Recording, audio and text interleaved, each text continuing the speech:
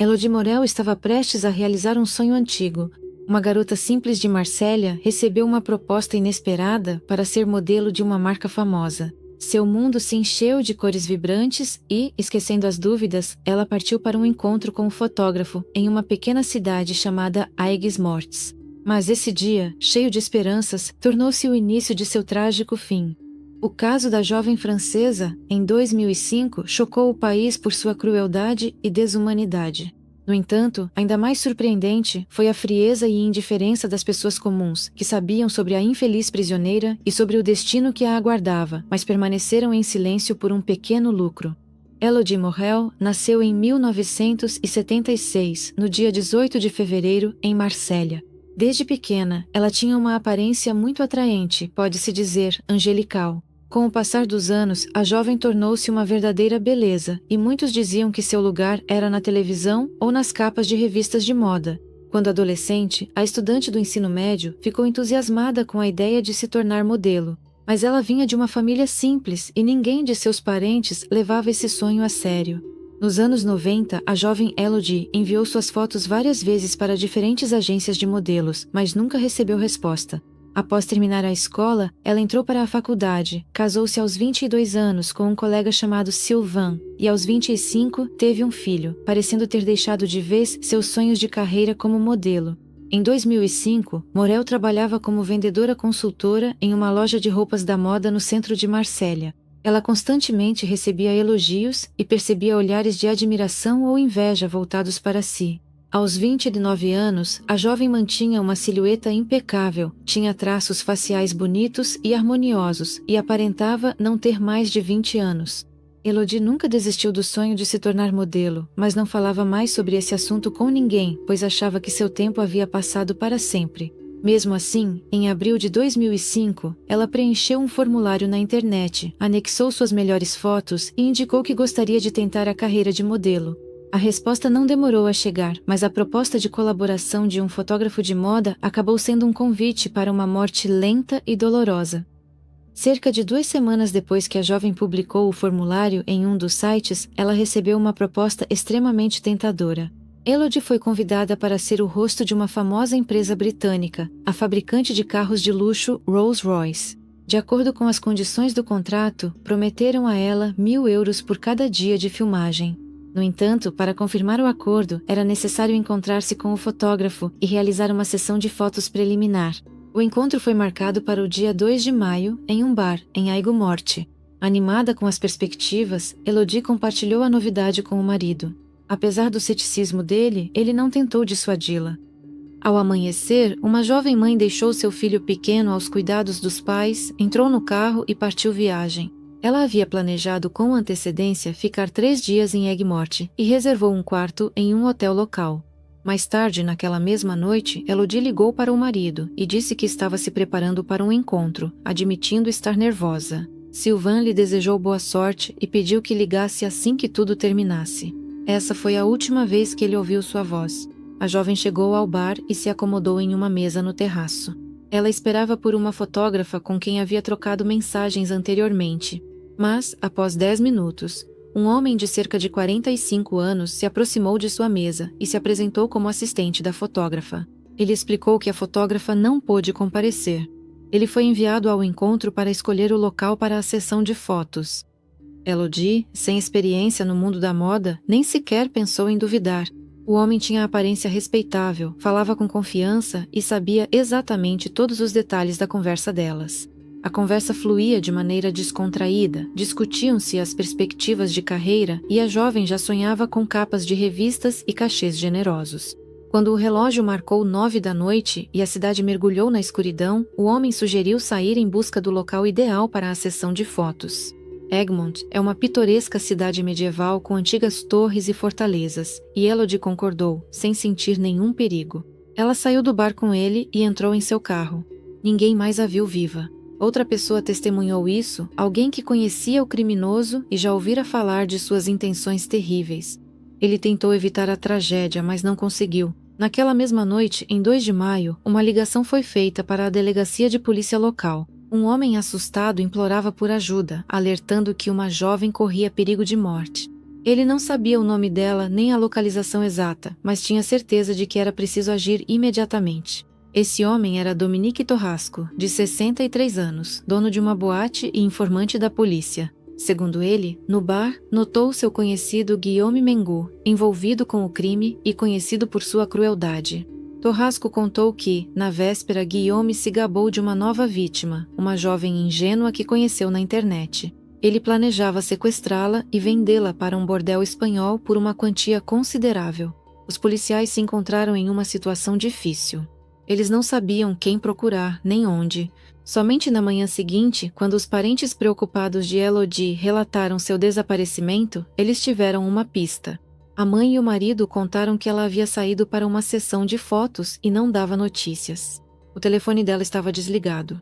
A princípio, os investigadores não associaram o desaparecimento ao aviso do informante e supuseram que Elodie poderia ter fugido com um amante. Os familiares insistiam no contrário, garantindo que ela jamais abandonaria seu filho pequeno. Infelizmente, as buscas só começaram 3 dias depois. Um tempo precioso foi perdido. 2 dias após o desaparecimento, Elodie ainda estava viva.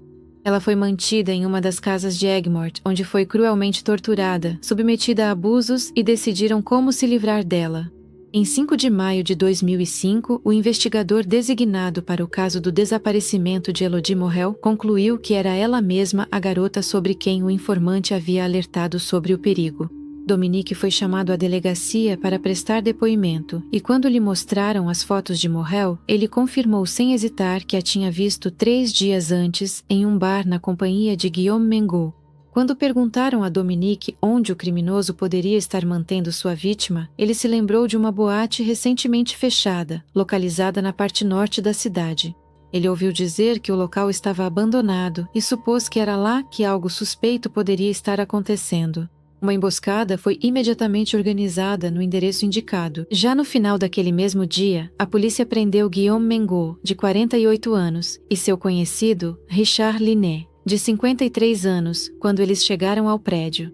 O papel do segundo homem nessa história ainda precisava ser esclarecido. Durante a busca, foi encontrado no bolso de Guillaume Mengot um cartão de crédito pertencente a Elodie Morel. Agora ficou evidente que ele estava envolvido no desaparecimento dela. Ambos os suspeitos foram levados para a delegacia, mas logo Richard Linet foi liberado. Não havia provas contra ele. Descobriu-se que ele morava com a família na periferia da cidade, era amigo de Mengot, mas nunca tinha tido problemas com a lei antes. Inicialmente, Guillaume Mengot negou seu envolvimento no desaparecimento de Elodie. Ele afirmou que não conhecia essa garota e que apenas roubou o cartão bancário dela. A primeira versão dele era a seguinte: no dia 2 de maio, ele estava em um bar e notou uma jovem vestida com elegância, o que indicava que ela era abastada. Achando que ela poderia ter dinheiro, ele decidiu roubá-la. Mengot se aproximou de Elodie, iniciou uma conversa e fez alguns elogios, oferecendo-se para tomar um café com ela. A jovem, que estava esperando alguém, não o afastou. Começou uma conversa leve, durante a qual Guillaume discretamente tirou o cartão bancário da bolsa dela, que estava pendurada nas costas da cadeira, e saiu apressado, antes que ela percebesse o sumiço. Embora ele tenha admitido que se encontrou com Elodie, insistiu que nada além disso aconteceu. Ele assegurou que tudo aconteceu de forma espontânea e que não tem relação com o desaparecimento dela.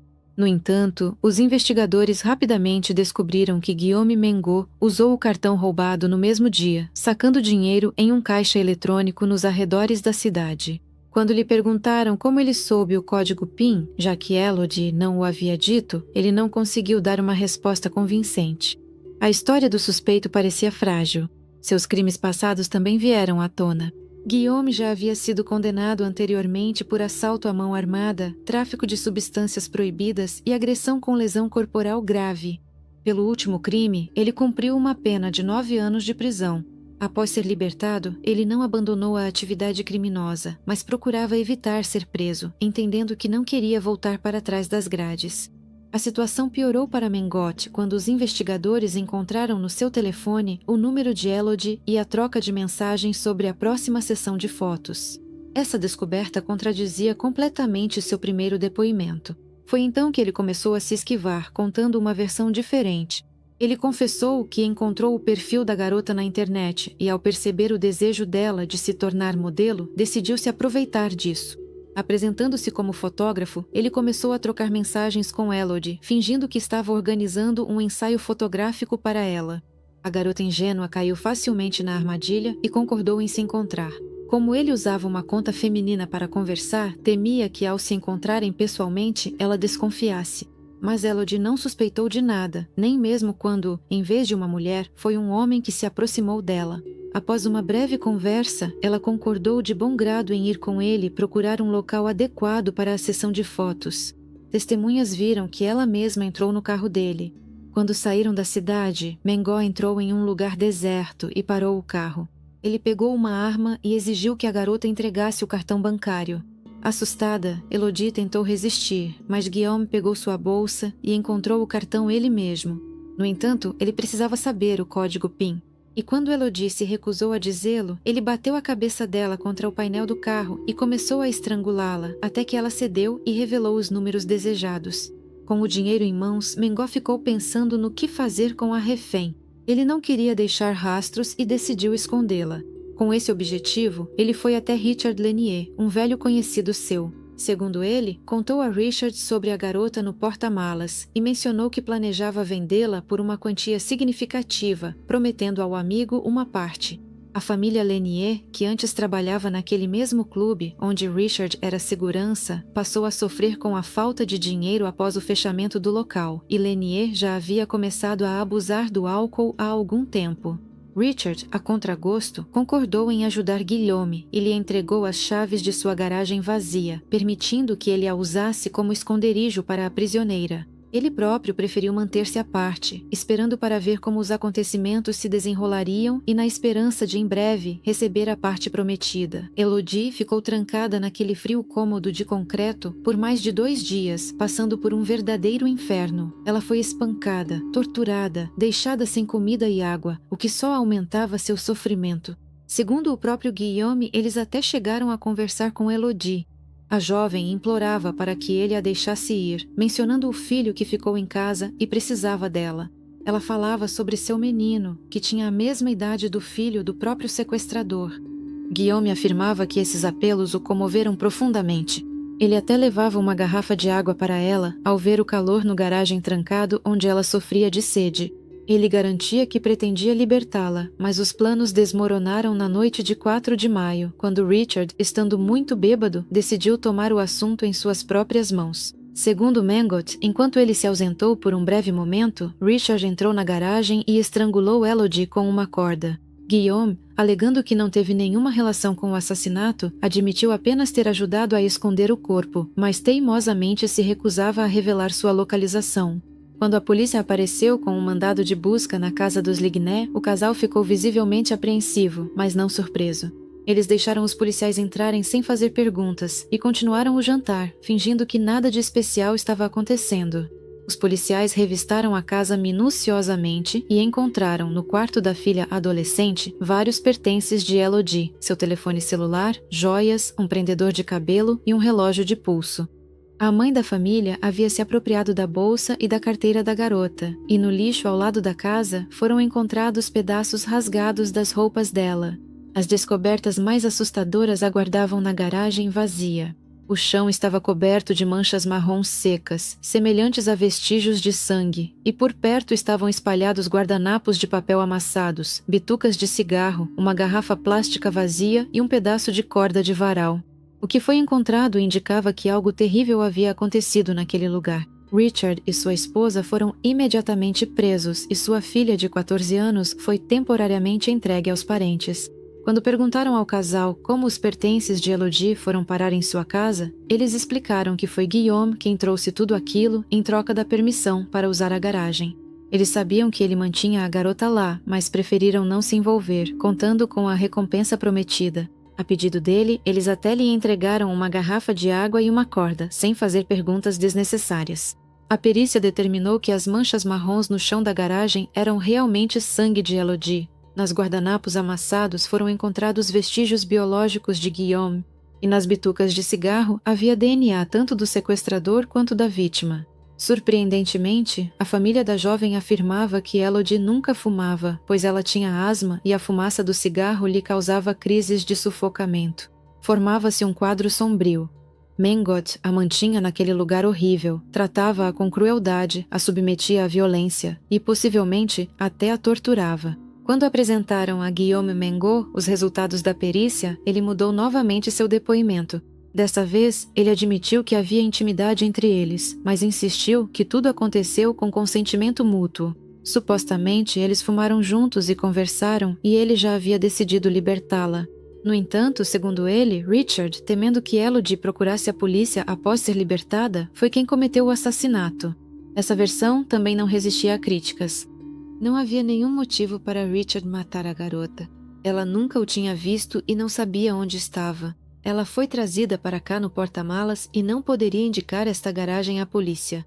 Além disso, Richard era conhecido como um bêbado fraco e inofensivo, incapaz de cometer violência.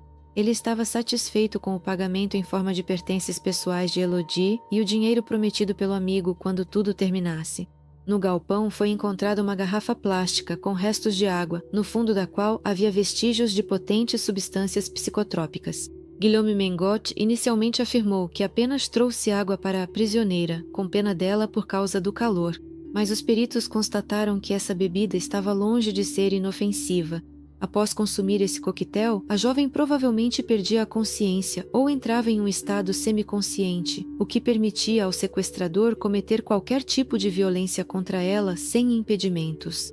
Quando os investigadores perguntaram por que ele adicionou substâncias proibidas à água, Mengot mudou novamente seu depoimento. Agora ele afirmava que planejava libertar Elodie e até mesmo que eles teriam combinado que ela não contaria a ninguém sobre os horrores que viveu e simplesmente voltaria para casa, esquecendo tudo como um pesadelo. Mas, segundo ele, a jovem quebrou o acordo e tentou fugir. Começou uma luta, durante a qual ele a agrediu, deixando aquelas mesmas manchas de sangue no chão. Depois disso, ele decidiu trancá-la na garagem e sair para pensar no que fazer a seguir. Guillaume Mengot explicou que resolveu dopar a prisioneira com substâncias psicotrópicas para enfraquecê-la e evitar uma nova tentativa de fuga. Ele dissolveu comprimidos triturados em água e voltou 12 horas depois. A jovem estava morrendo de sede e, sem prestar atenção ao gosto estranho, bebeu a água. Alguns minutos depois, ela perdeu a consciência e, segundo Guillaume, morreu de overdose, pois seu organismo enfraquecido não suportou o efeito das substâncias proibidas. Quando ele percebeu que Elodie não dava sinais de vida, ele levou o corpo dela para o porta-malas do carro dela, deixado no estacionamento do bar no dia em que se encontraram pela primeira vez, e dirigiu o carro até a casa dos Lignier, usando as chaves que havia tirado da vítima. No entanto, essa versão também estava cheia de lacunas.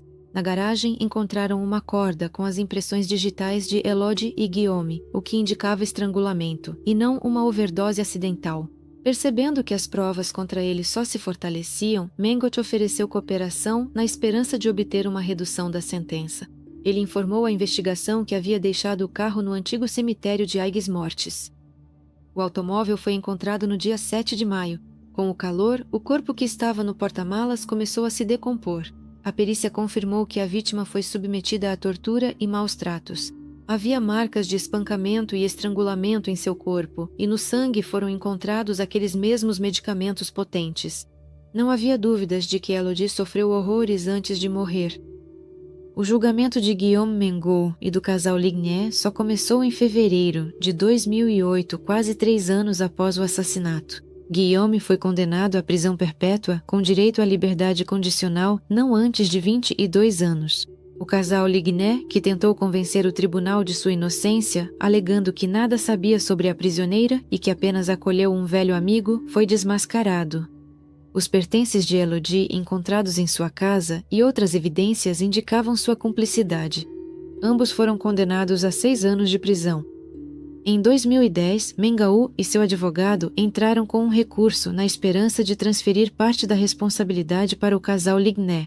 Essa era sua única chance de reduzir a pena. No dia 4 de maio de 2010, no 5º aniversário da tragédia, começou a nova audiência.